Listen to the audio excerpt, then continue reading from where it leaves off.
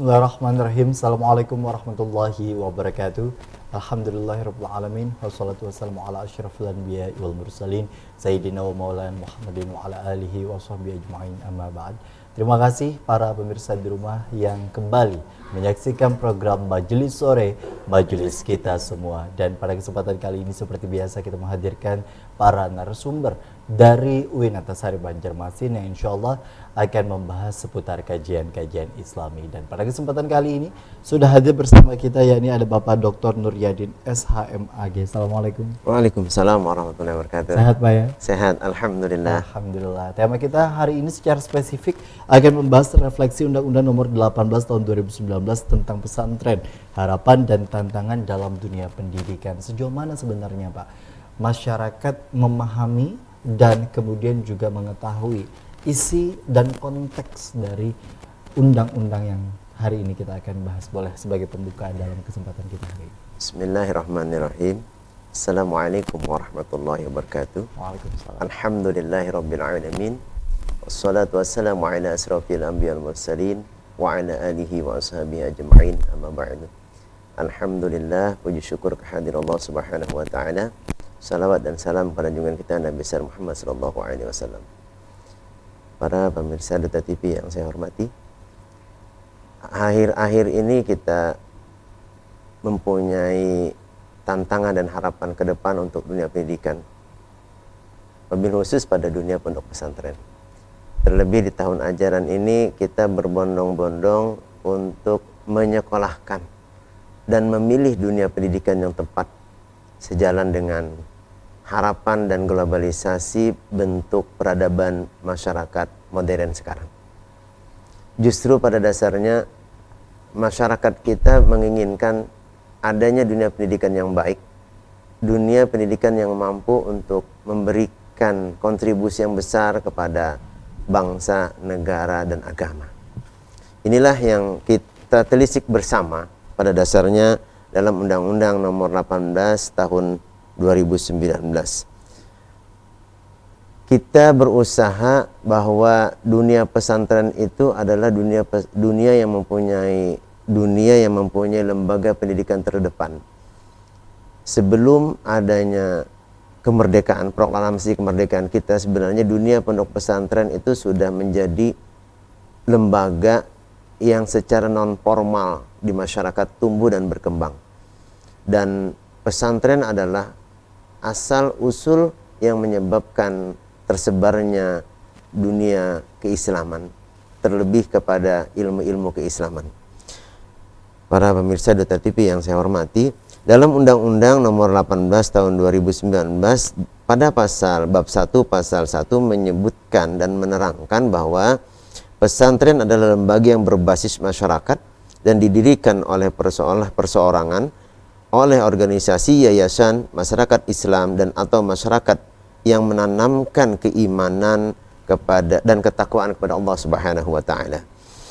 Menyemangati bentuk bagaimana menyemaikan akhlak mulia serta memegang peranan teguh dalam mencerminkan Islam dengan ajaran rahmatan lil alamin yang tercermin dari sikap rendah hati, toleransi, moderat, berkeseimbangan dan luhur, menilai-nilai luhur dari bangsa Indonesia, yang melalui dengan dunia pesantren tersebut muncullah namanya dakwah Islamiyah, keteladanan, pemberdayaan masyarakat, dan dalam rangka membangun kesatuan negara Republik Indonesia. Itu pada bab 1 pasal 1 itu definisi pesantren menurut Undang-Undang Nomor 18 Tahun 2019.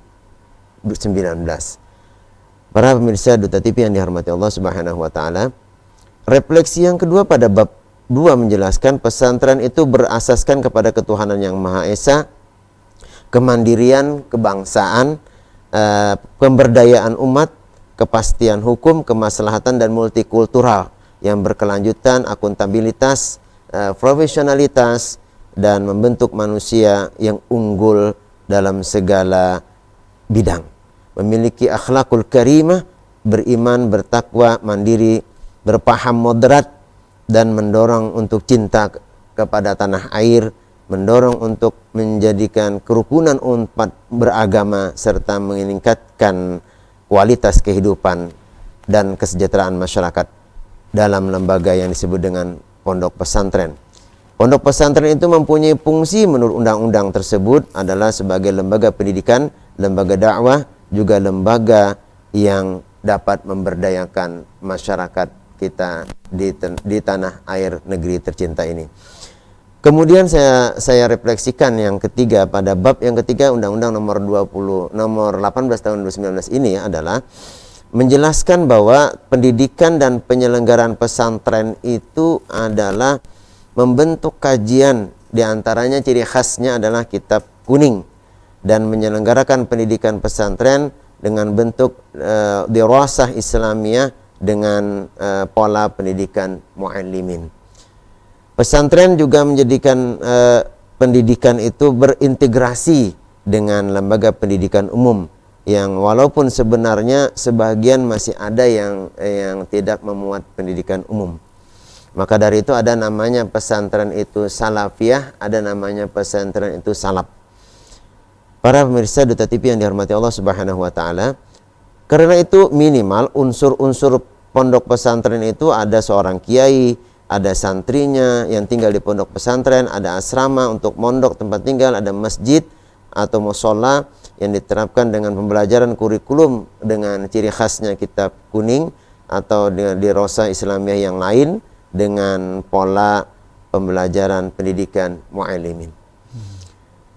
Pondok pesantren itu boleh jadi menurut undang-undang itu didirikan oleh perseorangan atau yayasan ormas Islam yang berasaskan kepada landasan ideal kita Pancasila dan landasan konstitusional kita Undang-Undang Dasar 1945.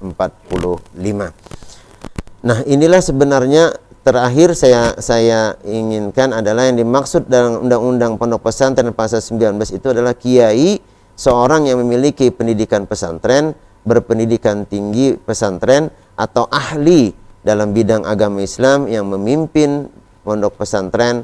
Dia sebagai seorang pendidik, sebagai seorang pengasuh, juga sebagai seorang yang memberikan suri tauladan kepada para santrinya dan kepada para ustadznya. Ini yang penting sekali untuk kita garis bawahi. Terakhir adalah sekali lagi, pesantren itu adalah lembaga yang menyelenggarakan pendidikan yang dulunya bersifat non formal. Sekarang dengan adanya Undang-Undang nomor 18 tahun 2019, pesantren itu bisa dikatakan pendidikan formal. Nah, ini dasar bahwa sebenarnya setaralah undang-undang dengan Undang-Undang Sistem Pendidikan Nasional nomor 20 tahun 2003, bahwa pendidikan itu bukan hanya dilakukan oleh pendidikan yang namanya oleh Kementerian Pendidikan Nasional, juga pendidikan yang oleh Kementerian Agama. Muncullah undang-undang khusus tentang pendidikan pondok pesantren ini. Baik. Sehingga ranah antara relevansi dan ekuivalensi antara Undang-Undang Sistem Pendidikan Nasional dan PP nomor 55 itu menjadikan pendidikan pesantren itu mempunyai bargaining yang mampu untuk berjuang dalam dunia pendidikan dan pemberdayaan umat manusia di Republik Indonesia ini. Baik, artinya secara spesifik kemudian diatur dan dijelaskan secara terperinci begitu, ya, Pak ya. Benar. Terutama di dalam undang-undang itu. Kemudian juga kita ketahui bahwa ada beberapa kendala-kendala yang dihadapi oleh masyarakat atau perspektif-perspektif yang keliru. Karena terkadang mereka juga khawatir begitu ya, pada saat selesainya pesantren si anak atau yang bersekolah di pesantren ini tidak bisa melanjutkan ke jenjang pendidikan yang lebih tinggi, dalam hal ini perguruan tinggi atau misalnya institusi pendidikan yang seringkali ini juga dianggap keliru. Atau kemudian juga memang seperti itu kan pada faktanya? Nanti kita akan bahas di segmen lebih lanjut. Tetaplah bersama kami dalam program Majelis Sore, Majelis Kita Semua.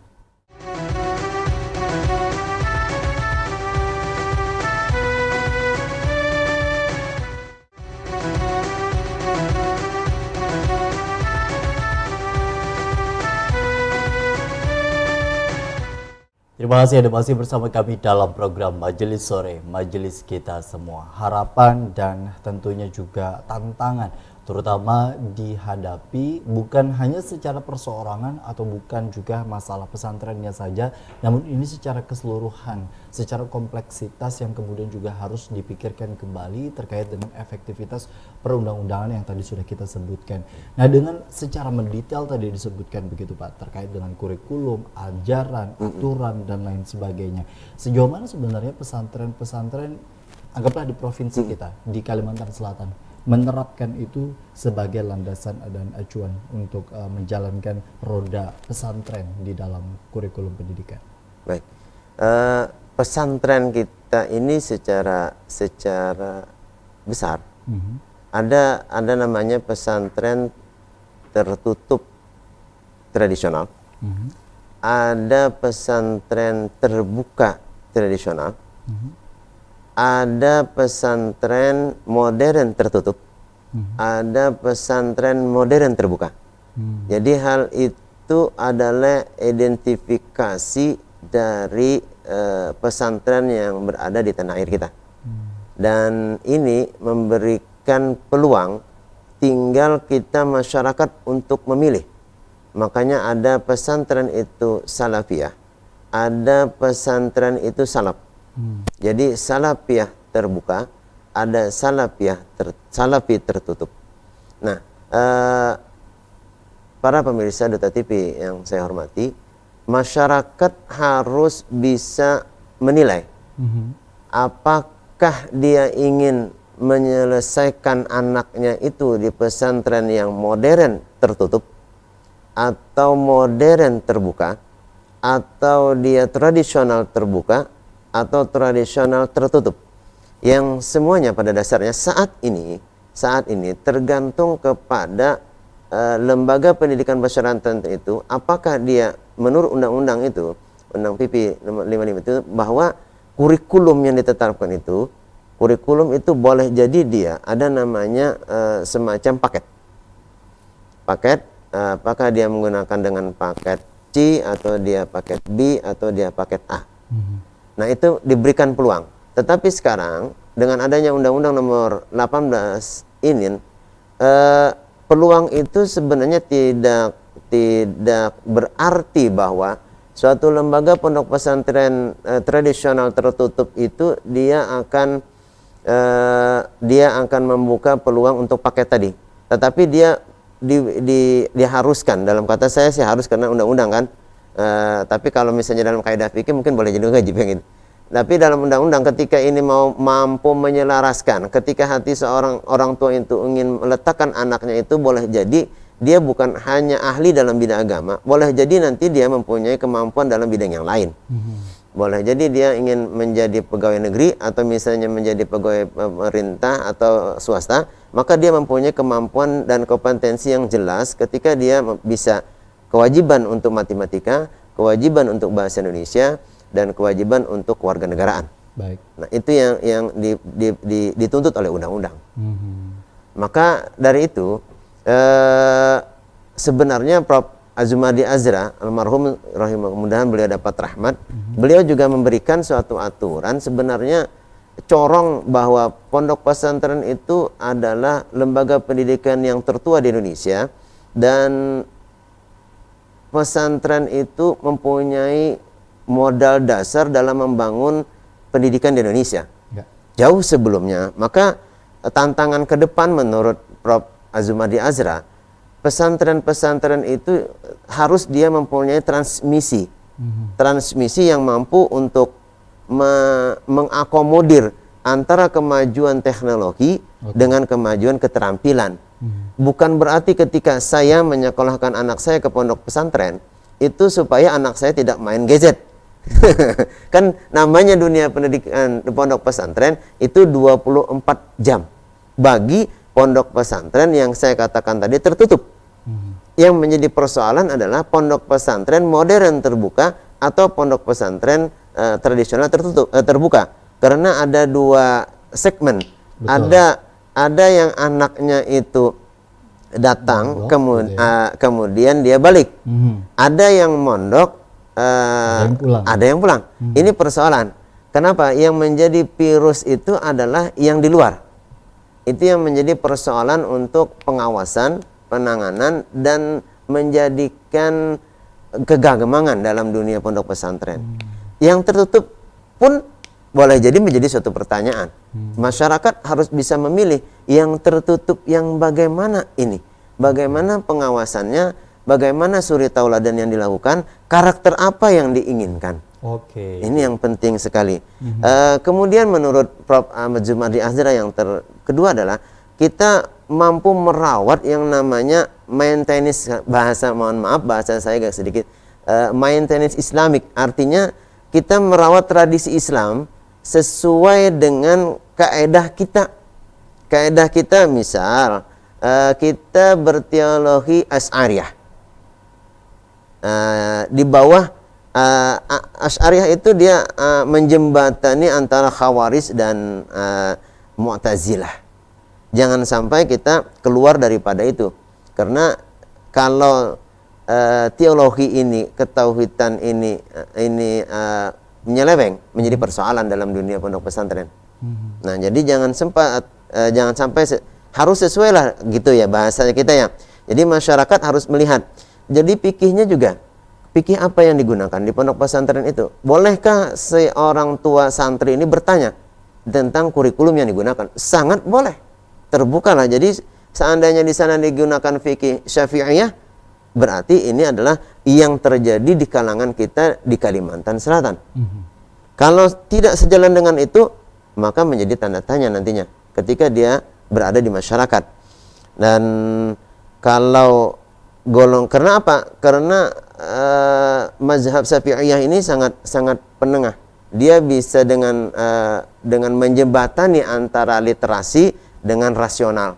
Ketika orang berdebat dengan literasi, dengan literatur yang digunakan dalam kaidah-kaidah hukum, maka dia bisa menjembatani. Bahkan ketika kita berdebat dengan rasionalitas, dengan mazhab Syafi'iyah, itu juga mumpuni.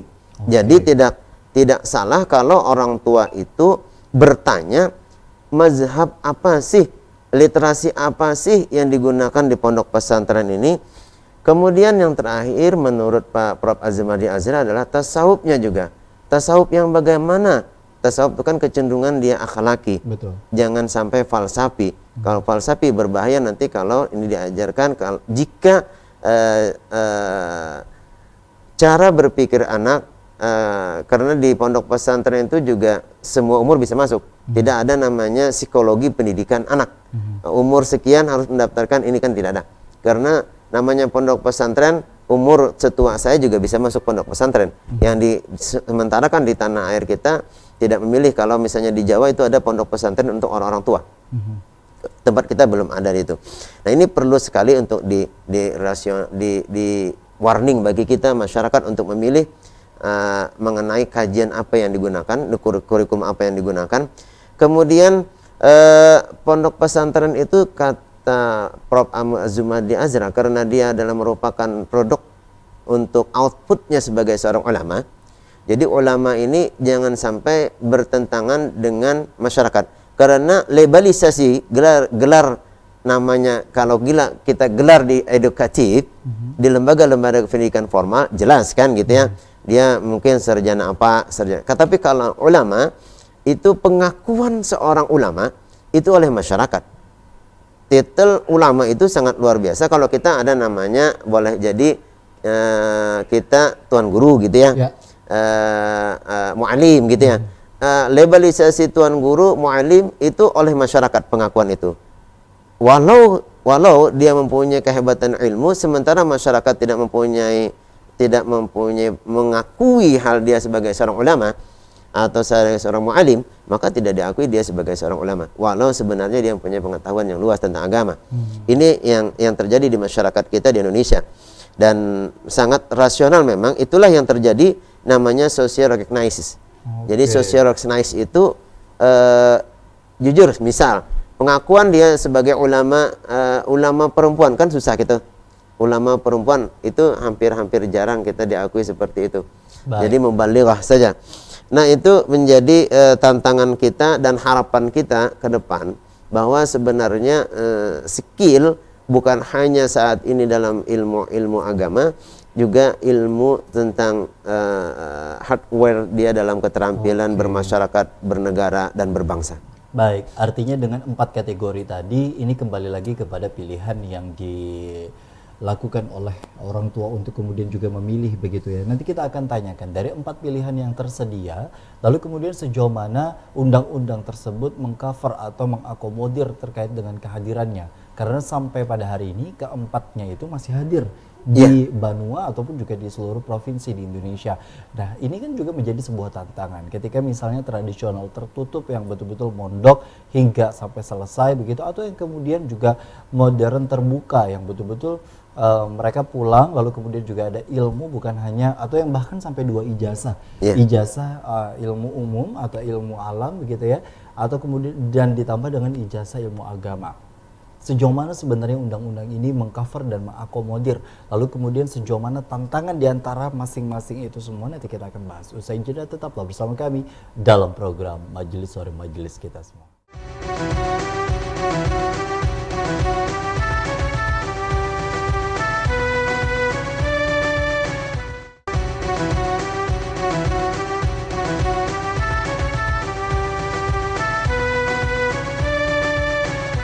Terima kasih Anda masih bersama kami dalam program Majelis Sore Majelis kita semua. Dan tentunya bicara mengenai sebuah pondok pesantren, ada yang memang tadi disampaikan dari 4 kategori ini sendiri, ujung ke ujungnya adalah tradisional tertutup atau modern terbuka. Walaupun di tengah-tengahnya juga ada yang namanya modern tertutup, lalu kemudian juga ada tradisional terbuka. Tapi yang kemudian kita pahami hari ini di Indonesia ini kan hampir semuanya ada dari 4 kategori ini. Dan di Kalimantan Selatan pun juga ada begitu ya, di masing-masing kabupaten kota. Nah, dengan kondisi seperti ini, sejauh mana sebenarnya undang-undang mengakomodir akan hal ini? Lalu sejauh mana juga efektivitasnya yang ada di masyarakat terkait dengan kurikulum pendidikannya?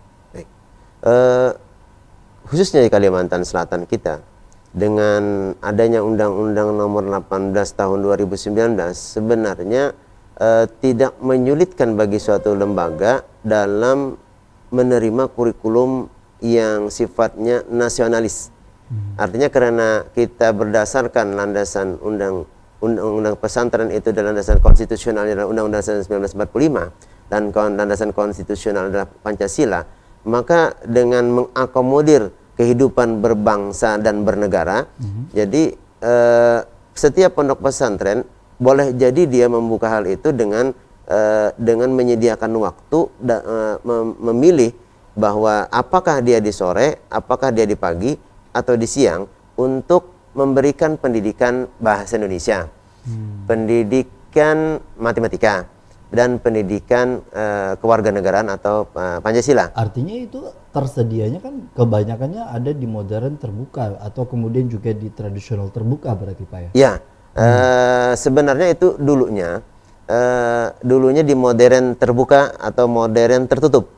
Tapi sekarang ini asal menyelipkan 2 mata pelajaran atau 3 mata pelajaran tersebut dalam dunia pondok pesantren, maka dunia pondok pesantren itu mampu bersaing dalam dunia lembaga pendidikan.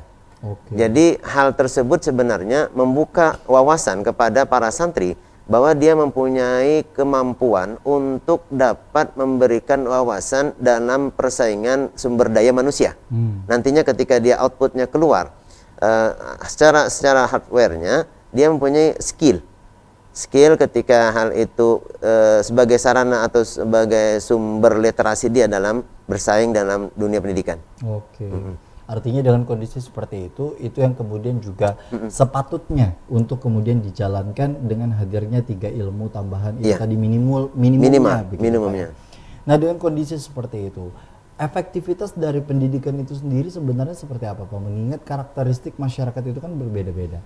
Di daerah tertentu, dan terutama di Kalimantan Selatan yang terutama tadi menganut mazhab Imam Syafi'i. Nah, dengan kondisi seperti itu, ini kan kembali kepada pilihan. Ada yang memang betul-betul istilahnya menginginkan anaknya bersekolah dan di pesantren yang memang tradisional tertutup begitu ya, yang dimana mempelajari terkait dengan kitab kuning dan istilahnya betul-betul 100% adalah ilmu agama.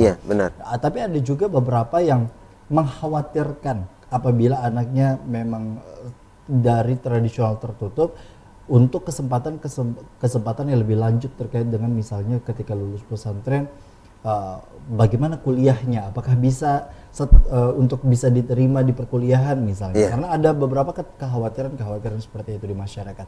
Seperti apa sebenarnya dengan gambaran yang ada di kondisi kita? Baik, kalau tipologi masyarakat kita Kalimantan Selatan itu ada masyarakat itu tidak mau menerima, anggap saja gini ya bahasa saya, dia ingin murni ilmu agama. Bahwa dengan cara mendalami ilmu agama di pondok pesantren dengan mengkaji kitab-kitab kuning di pondok pesantren itu adalah sebagai modal dasar untuk dia di masyarakat. Tetapi dalam keadaan sekarang sebenarnya negara ikut mengakomodir. Bagaimana ikut mengakomodir? Kita jujur dalam kehidupan kita sehari-hari, semisal saya seorang petani, maka pertanian saya akan tidak bisa bersaing dalam dunia agroindustri, karena harus bersaing dengan dunia maya. Atau misalnya seorang pedagang, saya harus bersaing dengan dunia maya. Artinya hal-hal seperti ini diakomodir oleh pemerintah. Tolong dong bahasa dalam pemerintah kan gitu, meleklah dalam dunia teknologi. Dengan kata pengantar tadi, dia akan mampu bersaing dalam dunia teknologi ketika dia melek dalam dunia teknologi. Modal dasar ketika dia melek dalam dunia teknologi, dia mampu membaca dalam bahasa Indonesia atau dengan bahasa asing. Jadi tidak harus karena jujur bahasa Arab itu boleh jadi tidak semua orang Arab pun bisa mengerti gitu ya. Jujur juga kalau dalam bahasa Indonesia artinya orang itu sudah mampu minimal dalam dunia pendidikan di Indonesia sebagai suatu dasar dan sumbernya. Maka ketika dia mampu untuk menguasai minimal itu dia mampu bersaing di dunia berhitung dan dia mampu untuk menciptakan suatu teknologi dalam keilmuannya dengan tidak harus dengan ketika dia hanya menguasai kitab kuning, tetapi ketika misalnya dia seorang penceramah, kemudian dia bisa live streaming seperti itu, walau dia hanya membaca kitab kuning, berarti kan dakwahnya juga mempunyai fleksibilitas dan mempunyai kemampuan bersaing dalam teknologi. Dan itulah jangkauannya lebih besar. Jangkauannya lebih besar. Masyarakat dan umat sekarang ini tidak melek teknologi itu tetap diperlukan sekali.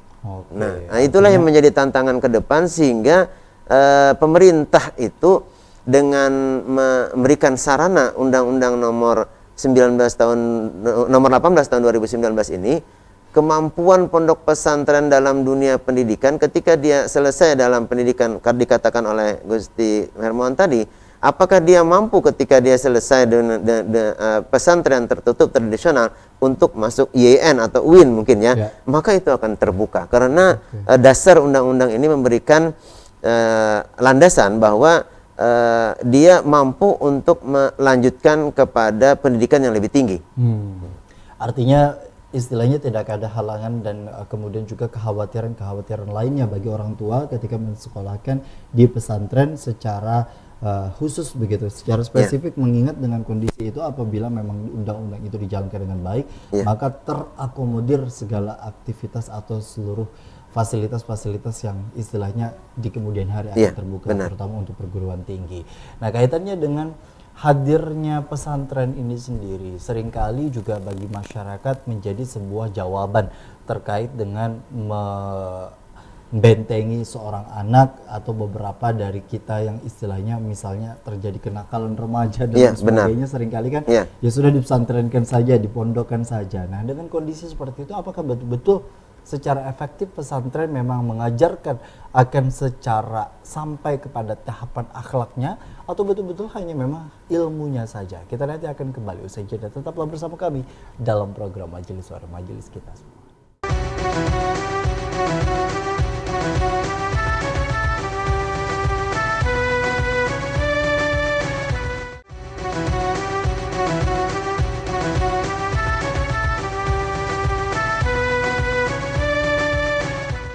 Terima kasih Anda masih bersama kami dalam program Majelis Sore, Majelis Kita Semua. Dan pada kesempatan kali ini masih bersama dengan Pak Nur Yadin terkait dengan bicara Undang-Undang nomor 18 tahun 2019 terutama tentang pesantren yang kaitannya juga hari ini menjadi seolah-olah rujukan begitu ya bagi orang tua atau bagi sebagian orang tua, terutama ketika anaknya misalnya dirasa susah untuk kemudian juga sudah mulai dibina, terutama dalam ilmu pendidikan agama. Kita tahu memang dalam hal pendidikan bagi orang tua pun juga memang bukan semua dari ilmu agama yang kemudian juga, sehingga diharapkan bagi anak itu mendapatkan ilmu agama yang lebih baik, dan ketika misalnya harapannya lebih baik adalah fasilitatornya ya ini tidak lain tidak bukan adalah pesantren begitu. Benar. Pesantren ini sendiri kan tadi sudah kita bahas bersama, ada 4 kategori, ada yang tradisional tertutup, tradisional terbuka, modern tertutup, modern terbuka. Lalu kemudian tinggal sejauh mana orang tua ini sendiri diskusi dengan anaknya mau yang mana, dengan istilahnya nominal tertentu dan istilahnya output yang juga diharapkan pasti sesuai dengan apa yang diinginkan. Tapi kan masing-masing ini sendiri punya aturannya masing-masing, punya karakteristiknya masing-masing, dan bahkan sampai kepada administrasinya yang tadi saya sebut ada 2 ijazah sekalipun begitu yang kemudian didapat. Nah, dengan kondisi seperti itu, sejauh mana sebenarnya pesantren menjadi fasilitator untuk seorang anak, untuk seorang yang mengemban ilmu di sana, menjadikan bukan hanya mereka mendapatkan terkait dengan keutamaan ilmu, tapi juga sampai mengubah kepada pola dan akhlaknya itu sendiri. Memang di dalam pondok pesantren tertutup kalau modern tertutup itu sangat terorganisir, sangat tersistem, bahkan dia tidur pun akan terpantau. Tetapi yang menjadi persoalan adalah yang tradisional terbuka. Karena kata saya tadi ada pengaruh dari santri yang di luar dari pondok. Nah, itu akan membawa pengaruh besar ketika dari luar ini, semisal di dalam pondok anak yang asrama, dia tidak boleh menggunakan alat komunikasi. Tetapi yang di luar pondok ketika dia masuk sekolah dengan jam yang sekolah, jam di pondok pesantren sangat terbuka lebar. Kenapa? Dia boleh jadi sampai sore karena full day. Tetapi kalau yang full day ini dari yang luar masuk untuk istilah kami itu namanya kalong ya.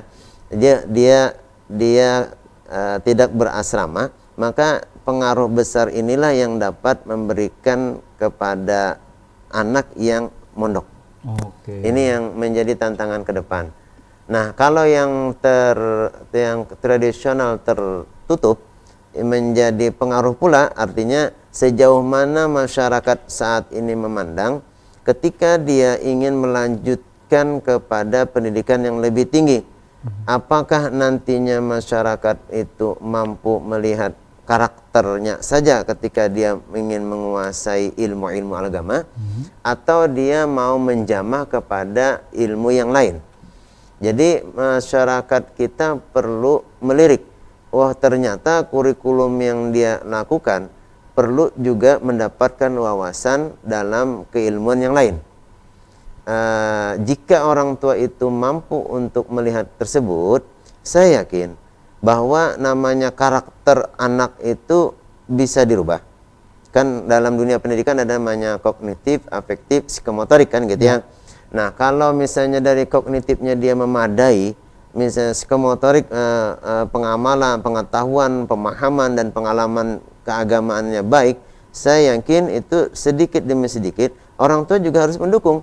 Ketika misal saya misalnya memberikan atau menyekolahkan anak di pondok pesantren, tapi saya tidak tahu menahu juga dengan anak saya di pondok pesantren, gitu ya. Bagaimana kemajuannya, bagaimana karakternya, kita pun perlu memberikan bimbingan.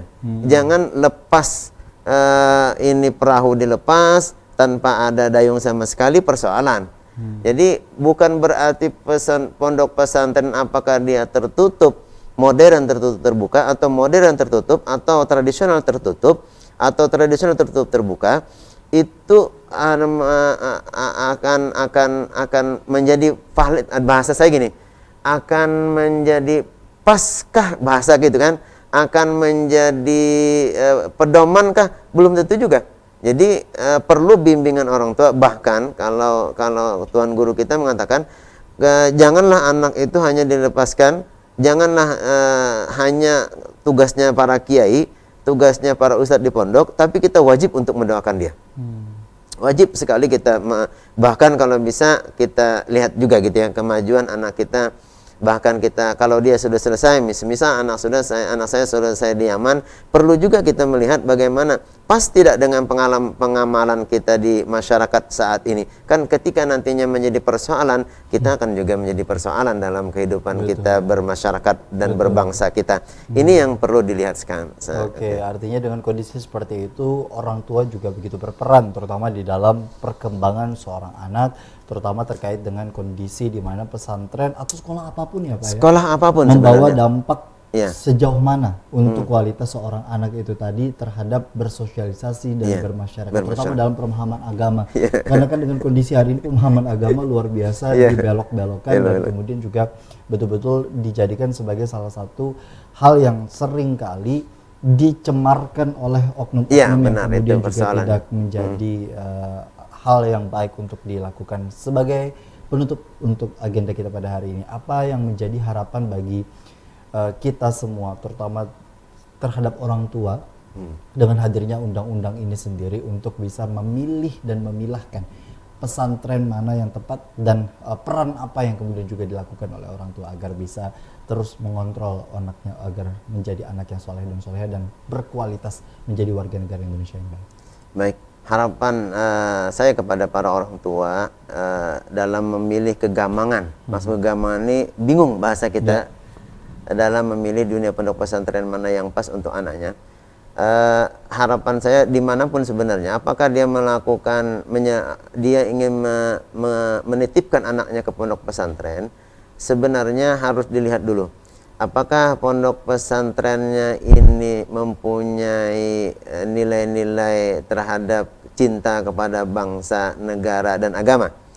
Yang kedua adalah kita juga melihat bahwa kita ini mempunyai masyarakat, contoh Kalimantan Selatan, kita mempunyai majelis taklim yang sangat luar biasa banyaknya, khususnya kita di Kalimantan Selatan. Maka dengan sendirinya akan terpantau oleh majelis dan guru-guru kita apa yang kita lakukan dalam pemahaman agama kita ketika kita sudah selesai di pondok pesantren. Apakah tidak bertentangan dengan para tuan guru kita di masyarakat? Itu yang penting sekali para orang tua melihat ketika anaknya sudah selesai di pondok pesantren.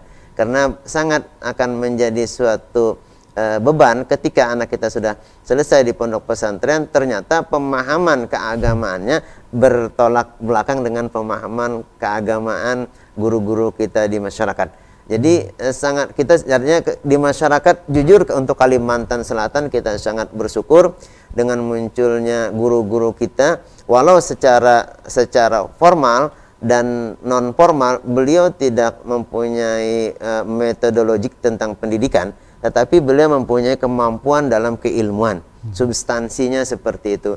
Untungnya itulah kita di Kalimantan Selatan jika dibandingkan dengan di Pulau Jawa. Nah, tapi secara nasional kita juga diberikan pengawasan oleh Majelis Ulama Indonesia.